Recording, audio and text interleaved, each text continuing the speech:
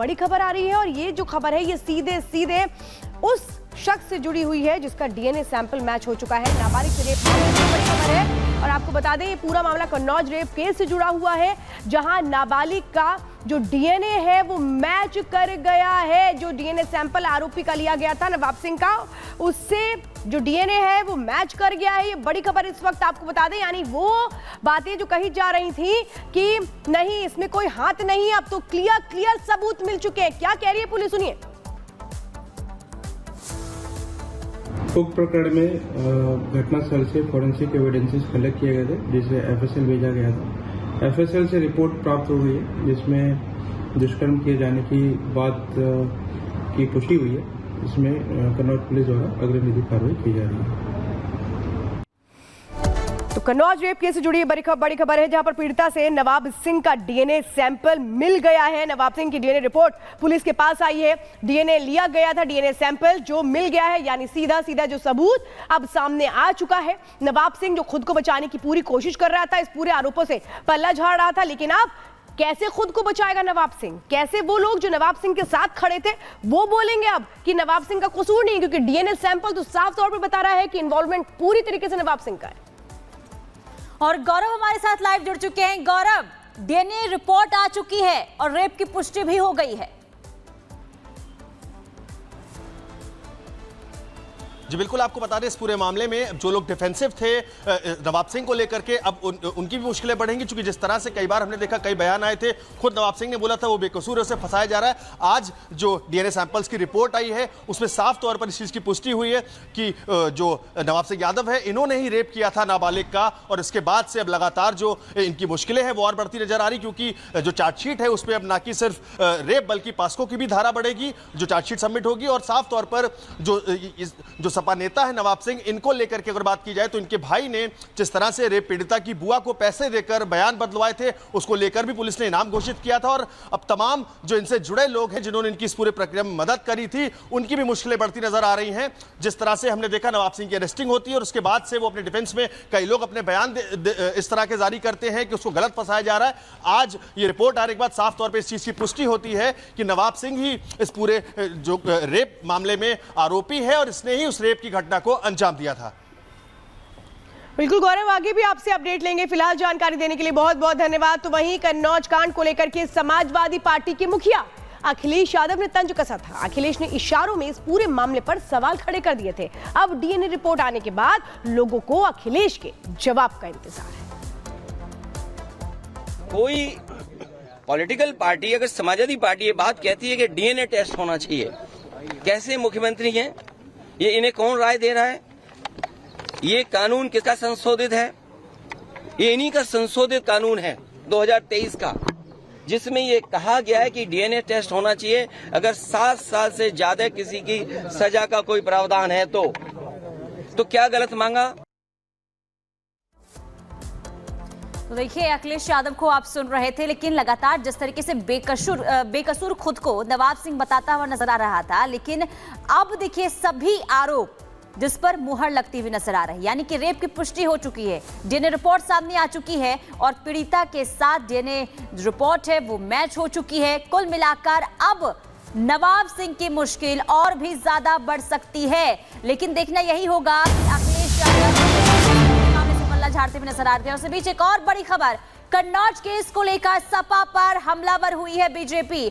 अब देखिए बयान जो हैं वो सामने आने शुरू हो चुके हैं, प्रतिक्रियाएं सामने आने शुरू हो चुकी है। बीजेपी अब समाजवादी पार्टी को घेरती हुई नजर आ रही है, क्योंकि समाजवादी पार्टी जो इस पूरे मामले से पीछे हटती हुई नजर आ रही थी। और क्या अब सपा वाले माफी मांगेंगे, ये मनीष शुक्ल की तरफ से कहा गया, क्या कुछ कहा गया है वो सुनवाते हैं।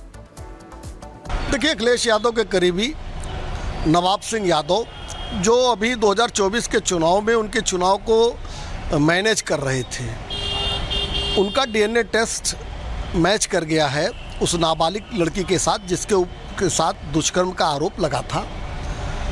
और जिस निर्लज्जता और बेशर्मी से समाजवादी पार्टी और उनके प्रवक्ता उसको डिफेंड कर रहे थे, क्या आज आके माफ़ी मांगेंगे?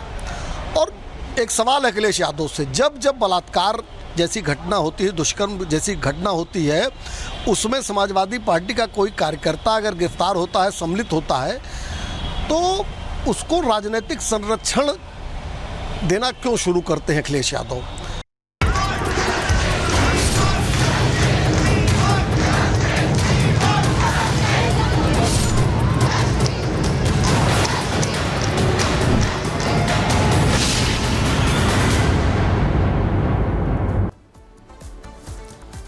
बनेगा, क्या न्याय मिलेगा, ये सवाल इसलिए उठ रहे हैं क्योंकि आज विशेष सत्र बंगाल में बुलाया गया है विधानसभा का और इसमें एंटी रेप बिल जो है वो पेश किया जाएगा। लेकिन इसे लेकर भी देखिए लगातार तमाम तरीके से सवाल भी उठने शुरू हो चुके हैं। लेकिन साथ ही साथ आपको बता दें कि बीजेपी ने इस बिल का भी समर्थन किया है। लेकिन आज जब बिल पेश होगा इस दौरान क्या कुछ देखने को मिलेगा इसका इंतजार सभी को है। लेकिन दूसरी तरफ रेप कांड को लेकर पूरे देश भर में बवाल देखने को मिल रहा है और साथ ही साथ अब ममता बनर्जी की तरफ से, क्योंकि पहले ऐलान कर दिया गया था कि इस बिल को लाया जाएगा और आज विशेष सत्र बुलाया गया है और कल इस बिल को पेश किया जाना है।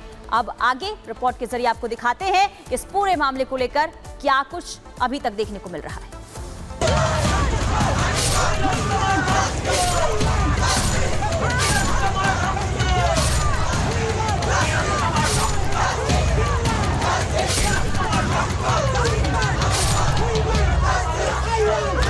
पश्चिम बंगाल के कोलकाता में अस्पताल के अंदर महिला डॉक्टर की रेप के बाद हत्या कर दी जाती है।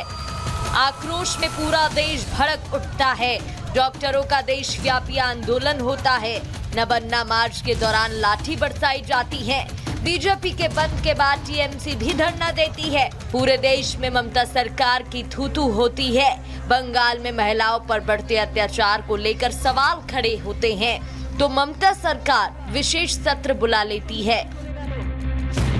2 दिन के इस विशेष सत्र के दौरान सख्त एंटी रेप लॉ के लिए विधेयक पेश करेगी, जिसका ऐलान ममता ने कुछ दिन पहले किया था। আমরা ওয়েস্ট বেঙ্গল অ্যাসেম্বলি থেকে আগামী 10 দিনের মধ্যে ধর্ষকের ফাঁসি চাই। सवालों के चक्रव्यूह में फंसी ममता बनर्जी ने अब लगातार उठ रही आवाजों के बीच विधानसभा का विशेष सत्र बुलाया है। कानून बनेगा, न्याय मिलेगा। बंगाल विधानसभा में ये सत्र 2 दिन का होगा, जिसमें पहले दिन दिवंगत नेताओं को श्रद्धांजलि और दूसरे दिन ममता सरकार एंटी रेप बिल पेश करेंगी, जिसका बीजेपी भी समर्थन करेगी। इस बिल को मंगलवार शाम को मंजूरी देने के लिए राजभवन भेजा जाएगा, जो अगले हफ्ते राज्य विधानसभा में पारित होगा। विशेष सत्र के दौरान ममता सरकार जो विधेयक पेश करेगी, जिसमें क्या है एंटी रेप लॉ, रेप के लिए आजीवन कारावास या मृत्यु दंड का प्रावधान होगा। सिर्फ 10 दिन में फांसी की सजा का प्रस्ताव होगा। बलात्कार की गंभीरता पर निर्भर करेगी सजा। पीड़िता के जीवित होने पर दोषी को आजीवन कारावास और पीड़िता की मौत या बीमार होने पर दोषी को मृत्यु दंड।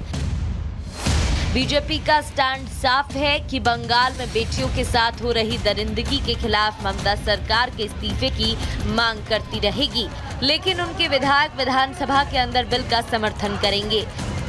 आज पूरा देश यही सवाल पूछ रहा है कि बेटियों की रहनुमाई करने वाली ममता सरकार आखिर बेटियों की सुरक्षा को लेकर कब तक कोई ठोस कदम उठाएगी। क्या बिल लाकर सिर्फ खाना पूर्ति तो नहीं की जाएगी? Bureau report, Republic Bharat.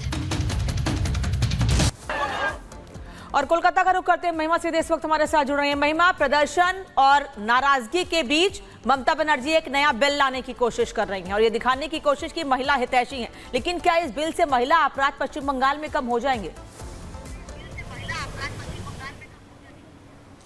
ये बिल्कुल आपका सवाल लाजमी है अनामिका, और सबसे बड़ा सवाल यही खड़ा होता है कि अब इतने समय से जब ममता बनर्जी राज कर रही है कोलकाता में, तब महिलाओं के प्रति अपराध कम नहीं हुए। उल्टा जब अपराध होते हैं तो उनको आरोपियों को बचाने की कोशिश की जाती है। तो सबसे बड़ा सवाल तो ये है और आपका सवाल बिल्कुल लाजमी है। लेकिन आपको तस्वीरें हम दिखाएंगे इस वक्त। देखिए यहाँ पर आपको CISF की टीम नजर आ रही है इस वक्त, और अभी जो ट्रेनी डॉक्टर्स है, इसके अलावा रेजिडेंट डॉक्टर्स है, वो यहाँ से निकले हैं। और आपको बता दें कि पुलिस हेडक्वार्टर वो जाएंगे और न सिर्फ आजकल मेडिकल कॉलेज एंड हॉस्पिटल के ट्रेनी डॉक्टर्स और रेजिडेंट डॉक्टर्स, बल्कि पूरे कोलकाता में जितने भी डॉक्टर्स हैं, जितने भी हॉस्पिटल हैं, वहां के सारे डॉक्टर्स पुलिस हेडक्वार्टर्स जुटेंगे और वहां पर नारेबाजी करते हुए नजर आएंगे।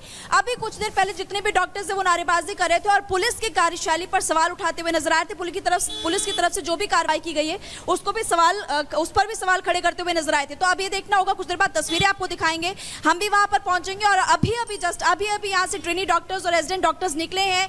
हालांकि देखना होगा कि बैरिकेटिंग वहां पर जब पुलिस ने की होगी तो जैसे पहले तस्वीरें सामने आई थी, धक्का मुक्की की गई, पानी के बौछारें ट्रेनी डॉक्टर्स प्रदर्शनकारियों पर छोड़ी गई थी, अब वैसी तस्वीरें सामने ना आए वो देखना काफी ज्यादा महत्वपूर्ण है। लेकिन अपडेट आपको सबसे पहले बता रहे हैं कि अभी यहाँ से ट्रेनी डॉक्टर्स निकले हैं, पूरे कोलकाता के डॉक्टर्स यहाँ पर जुटेंगे और पुलिस हेडक्वार्टर्स में नारेबाजी करते हुए नजर आएंगे पुलिस के खिलाफ, क्योंकि सभी ट्रेनी डॉक्टर्स में पुलिस को लेकर के आक्रोश है जाहिर तौर पर पुलिस की कार्यशैली पर, और इस पूरे मामले में कैसे जांच की पुलिस ने, कैसे आरोपी को बचाने की कोशिश की गई, इसको लेकर सभी डॉक्टर्स लगातार सवाल खड़े करें। जी अनामिका।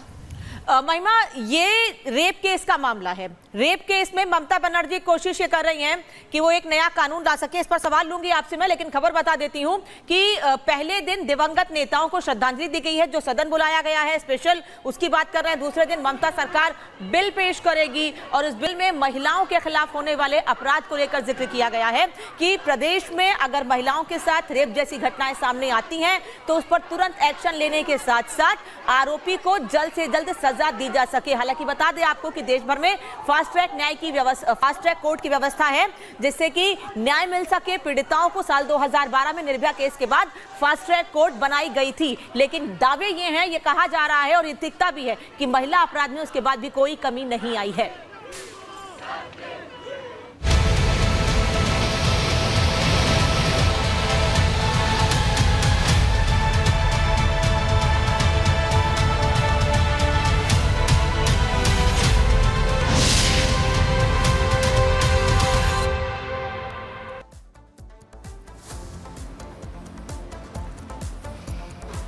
और चलिए अब बात करते हैं बाढ़ बारिश की, जिसने ये कहूं कि आधा हिंदुस्तान किस तरीके से बेहाल हो चुका है। इंसान तो इंसान, जानवरों के लिए भी इस वक्त मुश्किलों भरा सबब हो रहा है, क्योंकि सबसे अहम ये, जहां बाढ़ आ चुकी है, जहां पानी आ चुका है, वहां वो अपनी जिंदगी को कैसे बचाए।